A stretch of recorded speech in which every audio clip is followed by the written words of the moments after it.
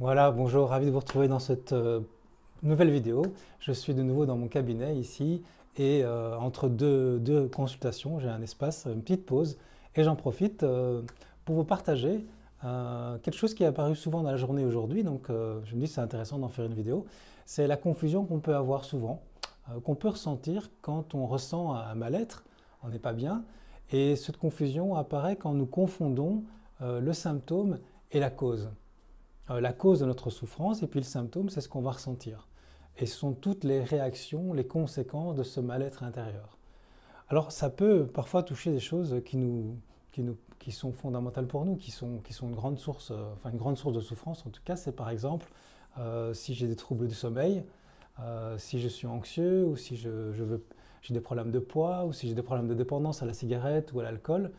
On va voir que dans beaucoup de cas, ce sont que des symptômes.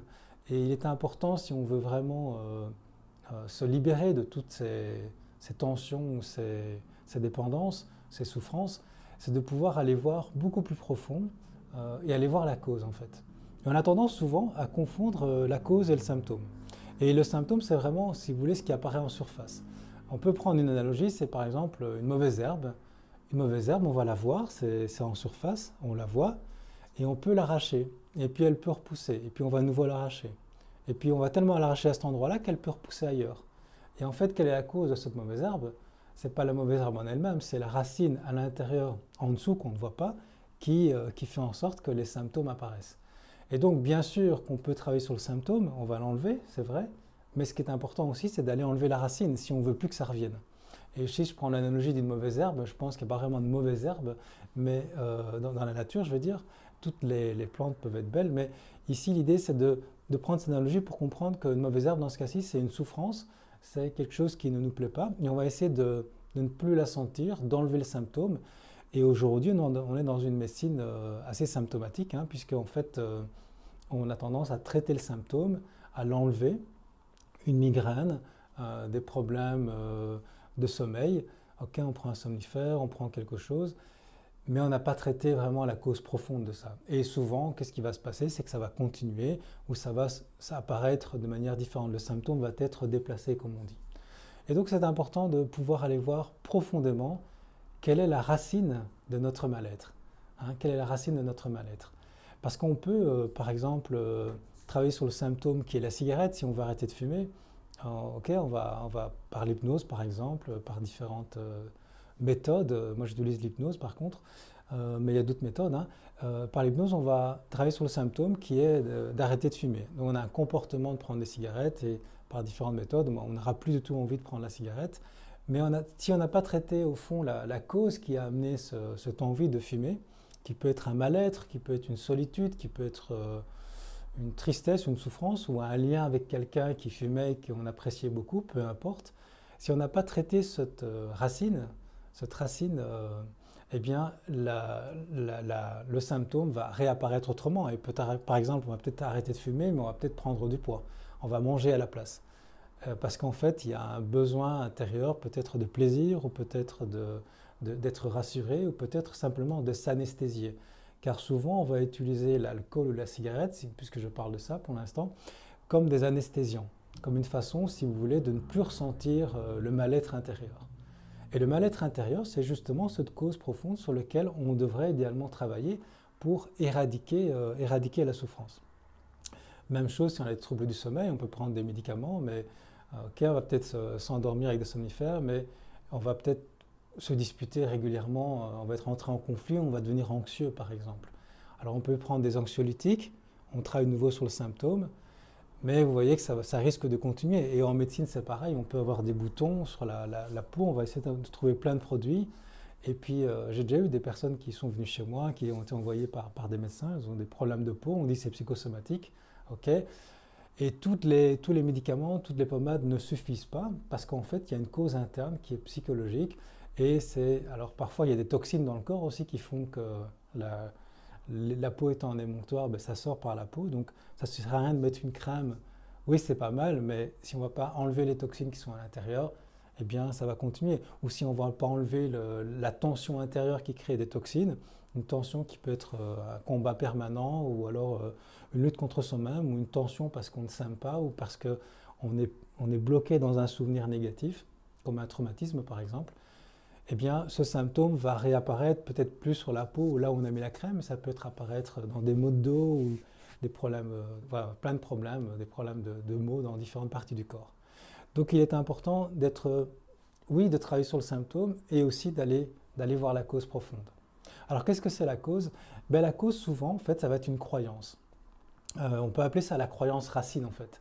C'est la croyance, une croyance que nous avons adoptée à un moment donné, un point de vue sur le monde, un point de vue subjectif sur le monde qui nous a environnés, enfin notre environnement qui était autour de nous.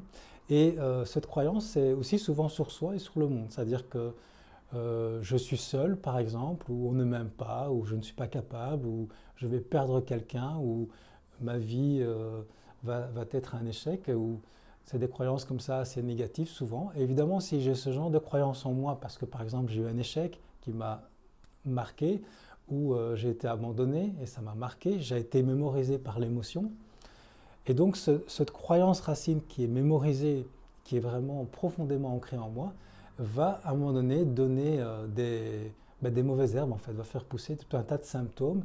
Et tant que je n'ai pas travaillé sur cette croyance racine, eh bien, ça va continuer en fait.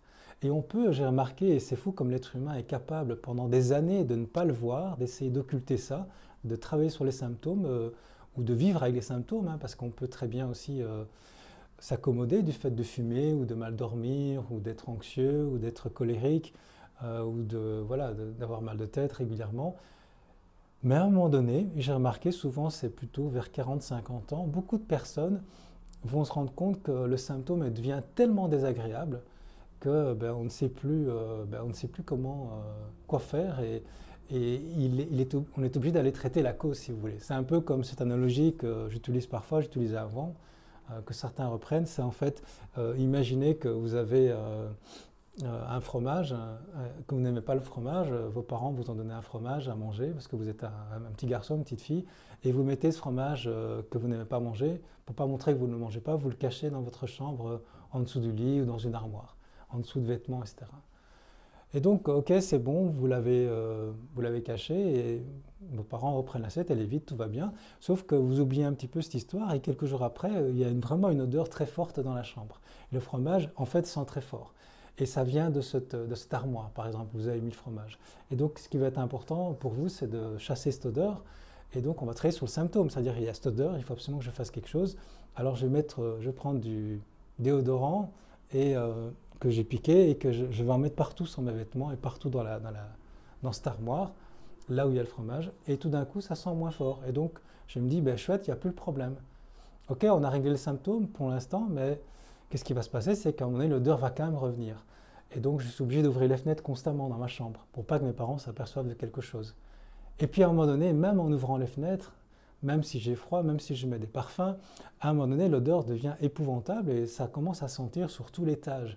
Et puis après, dans toute la maison. Et à un moment donné, qu'est-ce que je suis bien obligé de faire, vous croyez? Bien évidemment, je suis obligé d'aller chercher ce fromage et d'aller le jeter à la poubelle. D'aller chercher quelque chose qui est de plus en plus désagréable à aller chercher. Et c'est souvent comme ça, quand on attend longtemps avant d'aller voir les blessures qu'on peut avoir de la vie, ça devient très désagréable.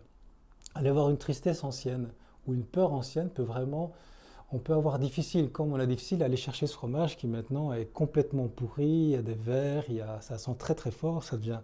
Mais en même temps, il faut le faire parce que si on ne le fait pas, eh bien, ça va encore empirer, ça va encore empester. Et donc c'est un peu la même chose. Alors l'analogie est un peu crue ici avec le fromage, mais vous voyez l'idée. C'est-à-dire que l'idée c'est qu'à un moment donné, ça devient insupportable de vivre avec le symptôme et le traiter ou s'en accommoder ne suffit plus. Donc qu'est-ce qu'on va faire? On va travailler sur la croyance. La croyance qui est en fait le point de vue, la croyance que j'ai sur moi ou sur le monde. Par exemple, on va toujours me laisser tomber, on va toujours essayer de m'avoir. Et la croyance est souvent accompagnée de quelque chose d'autre qui est fondamental. C'est une expérience en fait qu'on a vécue, une expérience négative souvent, qui a été mémorisée et qui crée un état de tension en nous. C'est pour ça que c'est négatif, ça crée un état de tension en nous. C'est une croyance, enfin une expérience où nous avons souffert en général. Et ça peut être voilà, une perte de quelque chose ou voilà, un traumatisme ou ça peut être une grande tristesse. Ça peut être voilà, quelque chose qui a été très très fort et qui est mémorisé, puis qui est placé un petit peu, on essaie de s'anesthésier par rapport à ça, on ne veut plus y penser parce que c'est tellement négatif, et on s'en accommode, et puis un peu comme ce fromage qui pue, on le met sur le côté, mais en fait on développe quand même avec ce mécanisme de protection des dysfonctionnements dans notre vie.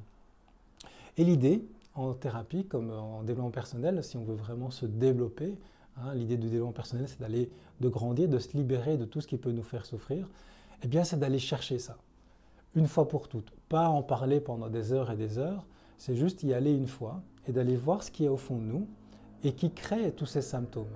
Donc aller vraiment voir la cause.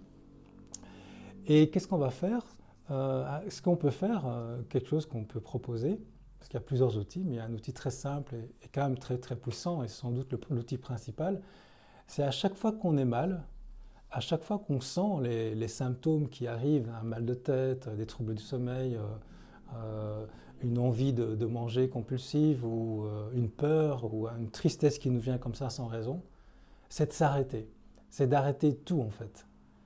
Et de faire quoi? Mais de regarder à l'intérieur de soi, de sentir et d'observer. Quand nous sentons et quand nous observons ce qui se passe en nous, eh bien ça arrête la pensée. Parce qu'on ne peut pas faire deux choses à la fois. On ne peut pas à la fois penser et être présent. Hein, si on est présent, on ne pense pas. Et si on pense, si on réfléchit à plein de trucs, eh bien on est coupé du présent. On n'est plus dans le présent, on est dans le futur ou le passé, puisque la pensée nous amène toujours au futur ou au passé. Et donc quand je ressens ça, c'est présent en moi. Il faut arrêter d'essayer de le nier ou de le noyer dans l'alcool ou se distraire, parce que parfois on peut ne pas le sentir, parce qu'on s'abrutit tellement de travail, comme le font certaines personnes. Une façon de gérer le symptôme, c'est s'abrutir de travail, par exemple, qu'on est je suis tellement épuisé et je ne sens plus le truc. Mais l'idée ici, c'est que je le sens. Par exemple, encore il n'y a pas récemment, j'avais quelqu'un qui arrive à la retraite, et puis à la retraite, à un moment donné, la personne se rend compte que, bah oui, elle est plus souvent seule, elle a plus souvent l'occasion de ressentir des tas de sensations dans le corps, parce qu'avant elle était distraite par plein de choses, par le travail, abrutie par le travail, on peut presque dire. Et là, les réactions arrivent, les symptômes arrivent, et donc là, c'est très, très désagréable, c'est pénible. Et donc l'idée, c'est plutôt que de tomber dans l'alcool ou d'essayer de trouver une solution pour ne pas souffrir, c'est simplement d'aller voir à l'intérieur. Et donc je vous invite si ça vous arrive, et on a tous à travailler sur nous à ce sujet-là, c'est de faire un stop, de fermer les yeux et de regarder à l'intérieur, de regarder ce qui se passe en nous. Et d'observer, non pas d'essayer de comprendre, non pas d'essayer d'analyser, non pas d'essayer de juger, de mettre une étiquette, juste d'observer les sensations qui sont des sensations physiques en fait. C'est des sensations purement physiques. C'est des énergies qui passent, c'est des tensions, c'est des crispations, c'est un poids, c'est chaud, c'est froid, ça bouge. Ça peut être une tension ici, ça peut être là, c'est souvent ici d'ailleurs. Et observez ça, observez ça. Évidemment, qu'est-ce qui va se passer? C'est que ça va augmenter en intensité parce qu'on met un focus dessus, donc on le voit beaucoup plus. Ça va augmenter en intensité. Et une fois qu'on le ressent bien, alors on peut soit continuer à le sentir, et à un moment donné, puisqu'on reste très calme, et que c'est plus lié à la source de ce mal-être qui est en fait une expérience ou une croyance qui a été enracinée, on est juste en train d'observer le symptôme sans le nourrir, si vous voulez. À un moment donné, qu'est-ce qui se passe? C'est qu'il va commencer à s'estomper, il va commencer à diminuer. Et il va commencer en fait à se dissoudre dans la lumière de notre conscience, du présent. Sinon, ce qu'on peut faire aussi qui est très intéressant, un travail optionnel, c'est en fait, quand on est mal comme ça, c'est de se poser la question, je ne parle pas trop fort parce que je crois qu'il y a des personnes qui travaillent à côté dans d'autres cabinets, il y a plusieurs cabinets ici. Alors qu'est-ce qu'on peut faire? C'est se poser la question, au fond, qu'est-ce que je pense? Qu'est-ce que je ressens? Si je ressens de la tristesse, quand je dis qu'est-ce que je pense, c'est quelle est ma considération? Qu'est-ce qui me vient? J'ai l'impression de quoi? Hein, qu'est-ce que je pense dans l'idée, mais comment est-ce que je vois le monde? Comment est-ce que je me vois? Quelle est la considération que j'ai dans cette tristesse? Et par exemple, ça peut être, je suis seul au monde, ou c'est comme si je ne pouvais pas faire confiance. Et je vais avoir une série de croyances, de pensées, en fait, de points de vue subjectifs qui vont m'arriver. Et Et en fait, souvent, voilà, ces réactions viennent de ces croyances et parfois de ces images, de ces souvenirs qu'on a et qui ont été conscientisés maintenant. Et qu'est-ce qu'on va faire ensuite? C'est qu'on va se poser une question fondamentale, et je vous invite à vous la poser le plus souvent possible. C'est, une fois qu'on a compris maintenant que ce mal-être vient non pas du ciel comme ça, ou non pas parce qu'il s'est passé quelque chose dans mon environnement, mais juste parce que j'ai une pensée, j'ai une croyance, ou j'ai un souvenir, et un souvenir, ce sont des images, c'est aussi du mental, je vais me poser la question, mais qui serais-je sans cette pensée? Qui serais-je sans tout ça? Sans toute cette histoire que je me dis là? Que les gens sont comme ça, que je suis comme ça, il y a eu ça et ça va continuer. Qui serais-je sans tout ça?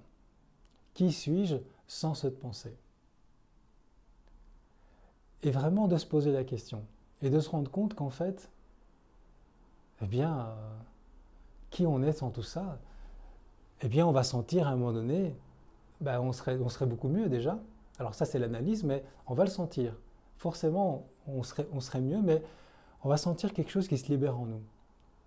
En fait, sans tout ça, sans cette pensée, si je ne pensais plus ça, si je n'avais plus ça dans ma tête, comment je serais? Ben, je serais libre, je ressentirais de la joie.